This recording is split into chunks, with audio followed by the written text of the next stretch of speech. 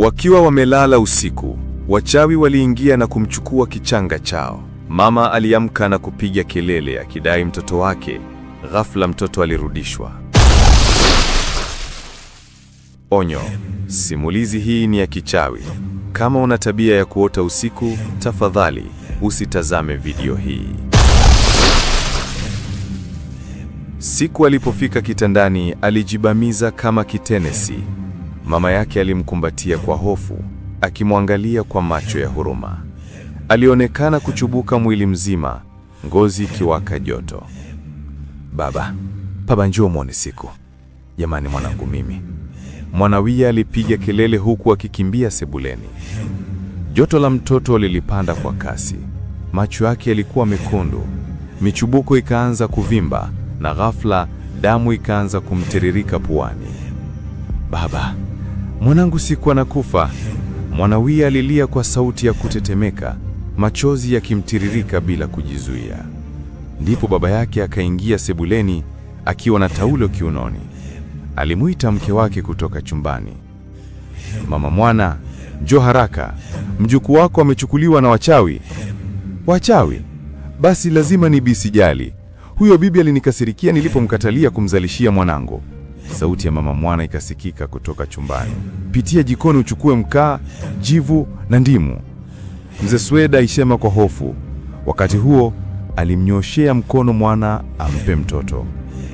Hali ndani ya nyumba ilikuwa tafarani. Tangu Siku apotee kisha aonekane tena, hakukuwa na pumziko la amani. Kila mmoja alihangaika kutafuta namna ya kumuokoa. Mkwe, sikia. Hapo nje unatoa matunda madogo, unaitwa mzila au chena. Unaujua? Upo pale nje, lakini hatutumii matunda yake. Ndiyo wenyewe. Nenda haraka, chukua hata mzizi wake. Lakini kabla hawajachukua hatua, ghafla sauti ya mama mwana kutoka jikoni kavunja utulivu. Mume wangu, moto jikoni unawaka. Wote walishtuka. Baba Siku aliyekuwa anaelekea nje alisimama. Nani aliwasha moto? Imewezekanaje? Aliuliza mzee Sweda kwa mshangao. Sijui. Njoo uone mwenyewe, mke wake alijibu kwa hofu. Haraka mzee Sweda alikimbilia jikoni, akimwacha Mwanawia sebulani akiwa amemshikilia Siku. Moto ule ulikuwa mkali kama umemwagiwa petroli. Nyumba nzima ikang'aa kwa mwanga mkali wa moto. Maji! Leteni maji! Mzee Sweda alipiga kelele akijaribu kuzima kwa kutimia nguo. Mke wake akaleta ndoo kubwa ya maji, akimwanga juu ya jiko. Lakini badala ya kuzima, moto ukazidi kulipuka. Pembeni ya jiko alikuwa amesimama bisijali, akimwaga mafuta ya papa yaliyokuwa yamechanganywa na mafuta ya nguruwe na petroli. Alikuwa ameonekana pale baada ya kumrudisha Siku. Aliposikia akitajwa kuwa chanzo cha mkasa huo, hasira zikamjaa na akaamua kuiteketeza familia yote. Cha ajabu, wao hawakuweza kumuona. Kila walipomwaga maji, bisijali aliongeza mafuta na moto kazidi kushika kasi. Wakati huo, mume wa Mwanawia alikuwa tayari ametoka nje kwenda kuchukua majani na mzizi wa mti wa mzila.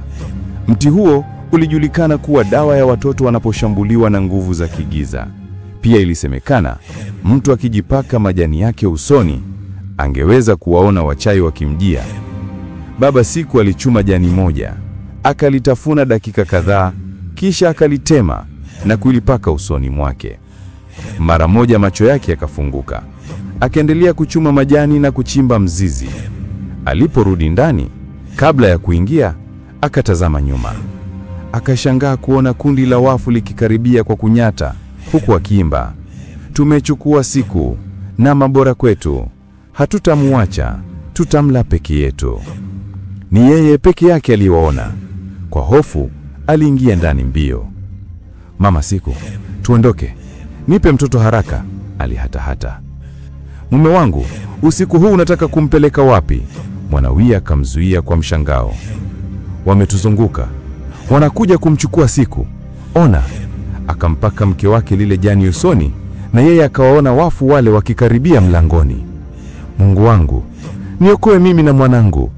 Mwanawiya alipiga kelele akikimbilia chumbani kuchukua bebeo. Mkwe wangu, huu moto si wa kawaida. Tuondoke sasa. Kabla hajamaliza, wakasikia sauti ya mwana wao wakisema, mama, wanakuja, tukimbie kwa mlango wa nyuma. Wote walitawanyika.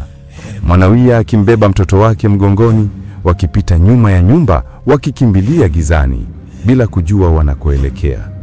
Wakati huo, kundi la wafu lilifika mlangoni, lakini wakakutana na Bisijali aliwazuia. Kimwe, kila siku mnashindwa kutekeleza majukumu yenu. Hili muache. Wamekwenda msituni na jeshi la Siata litashughulika nao. Akapotea ghafla, nao wafu wakatoweka pia.